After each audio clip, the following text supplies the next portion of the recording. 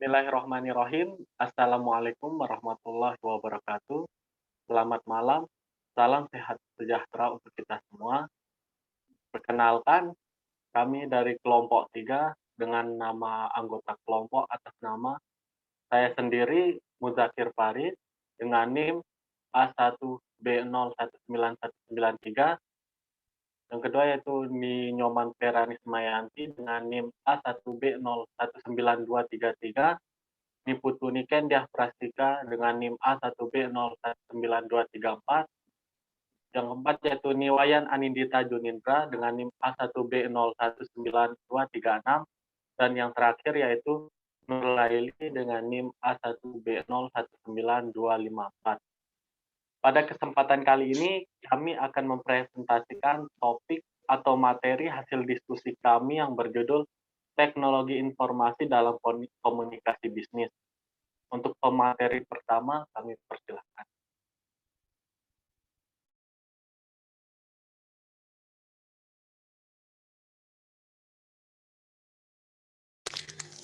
Baik, di sini saya akan menjelaskan tentang pengertiannya.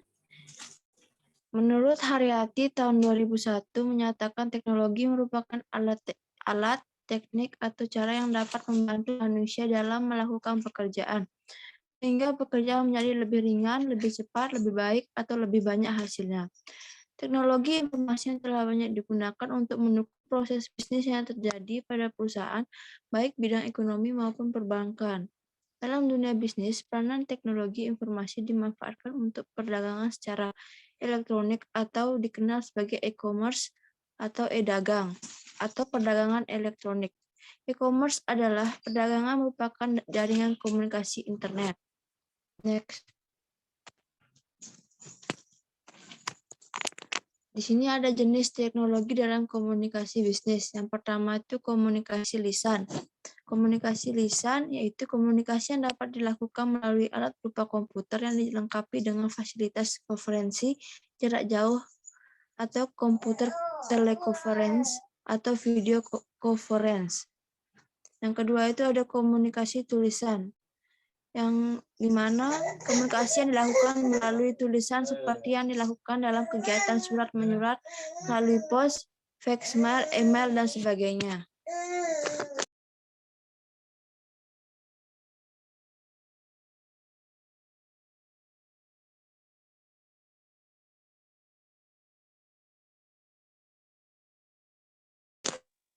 Selanjutnya, saya akan melanjutkan untuk pemateri sebelumnya. Di sini yaitu sistem informasi perusahaan. Sistem informasi pada setiap departemen di perusahaan berbeda-beda, yaitu yang pertama, sistem pemrosesan transaksi. Sistem pemrosesan transaksi pada tipe memberikan informasi data awal, di mana sistem informasi perusahaan adalah sistem komputerisasi yang mengoperasikan dan mencatat transaksi rutin harian yang diperlukan untuk melakukan bisnis. Yang kedua yaitu sistem intelijen bisnis atau business intelligence.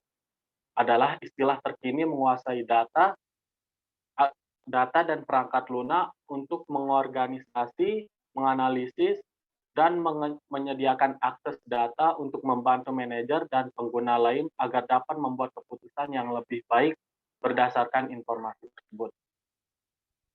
Yang ketiga yaitu aplikasi perusahaan.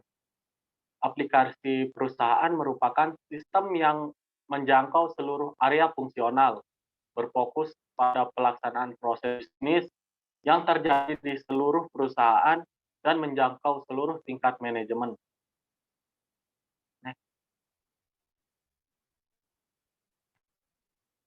Selanjutnya yaitu pengaruh teknologi dalam komunikasi bisnis.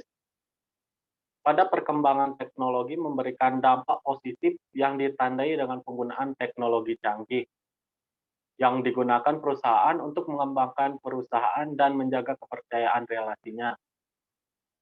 Hal ini membuktikan bahwa teknologi mempunyai pengaruh yang sangat besar dalam komunikasi bisnis di sebuah perusahaan. Terima kasih.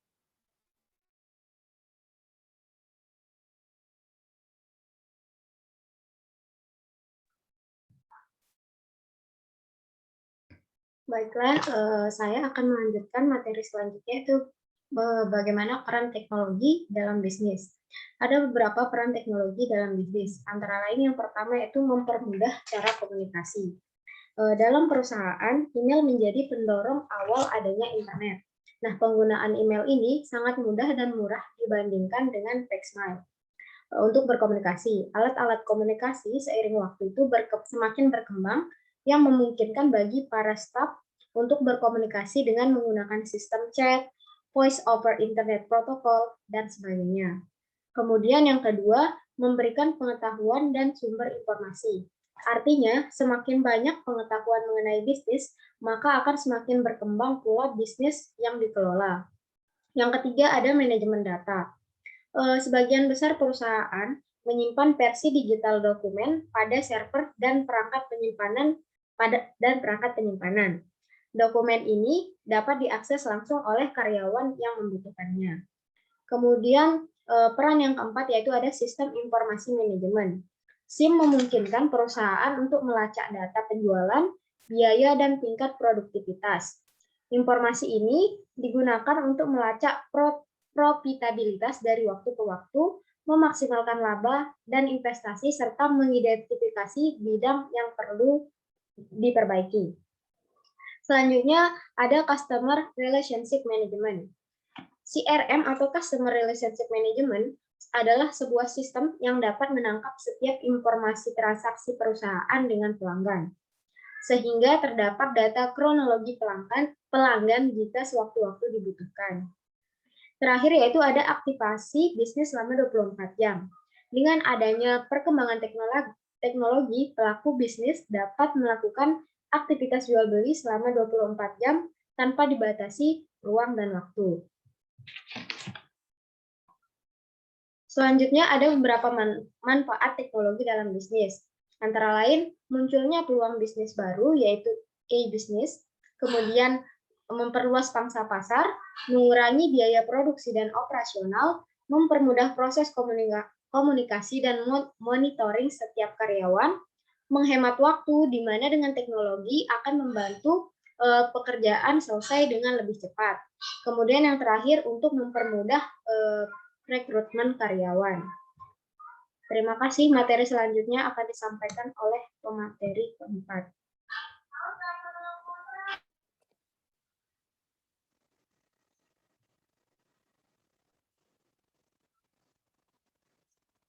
Baik, selanjutnya masalah komunikasi bisnis dengan peranan teknologi informasi dan komunikasi.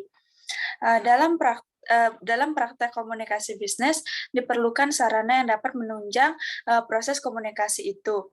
Teknologi informasi dan komunikasi yang semakin hari semakin berkembang dapat dimanfaatkan dalam praktek komunikasi bisnis. Seiring dengan perkembangan teknologi dan sistem informasi, komunikasi berkembang menjadi suatu bisnis tersendiri. Nah, perkembangan sistem informasi dan teknologi mempercepat proses globalisasi sehingga proses komunikasi terjadi setiap saat tanpa berhenti dan berlangsung pada saat yang hampir bersamaan di seluruh belahan dunia. Informasi dengan mudah dan cepat menyebar bahkan nyaris tanpa penghalang apapun. Perkembangan teknologi yang semakin pesat memungkinkan orang untuk berkomunikasi melalui berbagai macam media.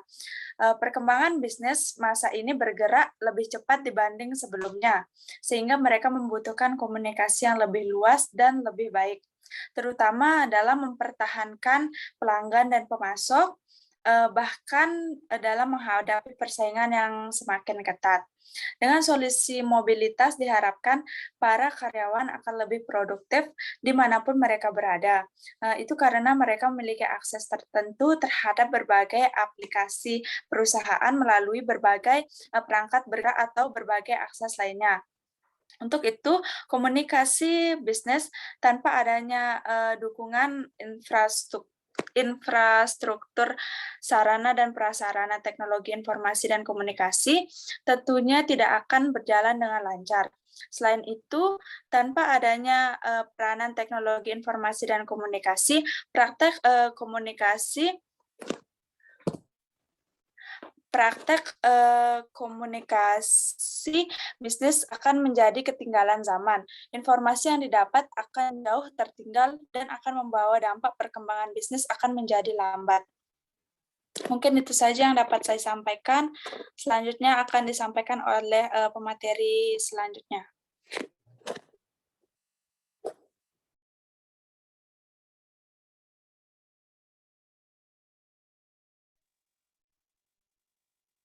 Baik, selanjutnya ada kendala yang bisa saja muncul dalam praktek komunikasi bisnis. Yang pertama di sini ada masalah infrastruktur sarana dan prasarana teknologi informasi dan komunikasi. Seperti yang sudah dijelaskan oleh rekan saya, Niwai Anita Jumindra, bahwa tanpa adanya dukungan infrastruktur sarana dan prasarana teknologi informasi dan komunikasi, tentunya tidak akan berjalan dengan lancar. Lalu selain itu, tanpa adanya peran teknologi informasi dan komunikasi, praktek komunikasi bisnis akan menjadi ketinggalan zaman, serta informasi yang didapat akan jauh tertinggal. Kemudian yang kedua, ada masalah kemampuan menggunakan teknologi informasi dan komunikasi. Selanjutnya, walaupun fasilitas komunikasi bisnis tidak telah memadai, kendala yang bisa saja muncul adalah kemampuan sumber daya manusia dalam memanfaatkan fasilitas tersebut.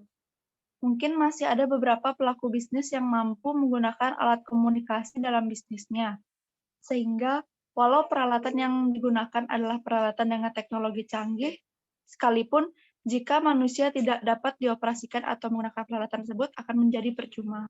Kemudian yang ketiga ada kemampuan individu dalam berkomunikasi. Masalah yang paling mendasar dalam praktek komunikasi bisnis baik dengan peran teknologi informasi dan komunikasi dan tanpa peran TIK tersebut, masalah yang mendasar adalah kemampuan komunikasi dari individu itu sendiri. Apabila seseorang memiliki kemampuan komunikasi yang kurang baik, maka secara otomatis komunikasi bisnisnya tetap mengalami kendala. Walau telah didukung oleh peranan teknologi informasi dan komunikasi. Cara orang tersebut menyampaikan pesan pada pihak lain, itulah yang menjadi hal yang paling penting untuk diperhatikan. Next.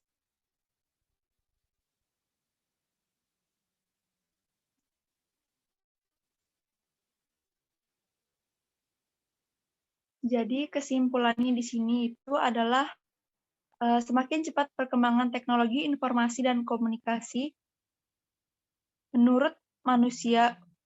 menuntut manusia untuk mencoba membuat perubahan di segala jenis kehidupannya, yang tujuannya adalah mendapatkan hasil maupun kondisi yang terbaik yang dapat dicapai.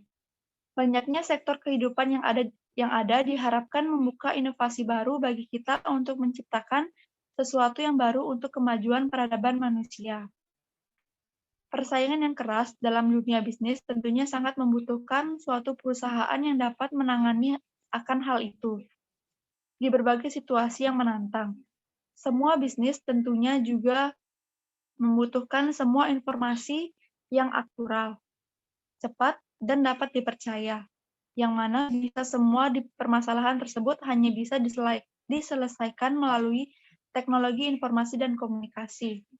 Walaupun praktek komunikasi bisnis menggunakan peran teknologi informasi dan komunikasi akan tetap berhasil, keberhasilan komunikasi itu disebabkan oleh kemampuan dari individu itu sendiri. Sekian yang dapat saya sampaikan, saya kembalikan kepada moderator.